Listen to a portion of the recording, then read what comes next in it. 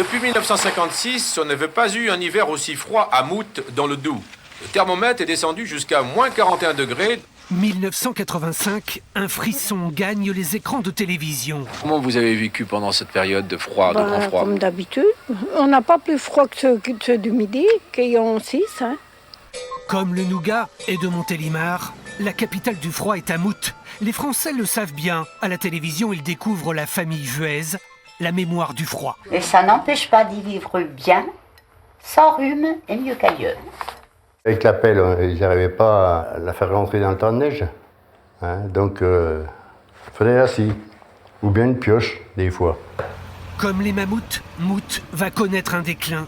1988, première alerte. Le congélateur fait une poussée de fièvre en plein hiver. Eh bien oui, nous nous trouvons dans le village le plus froid de France, à Mout. Mout qui ne mérite plus son surnom de petite Sibérie française. Les grands sapins blancs sont verts de rage, il n'y a que les cygnes qui soient blancs comme neige.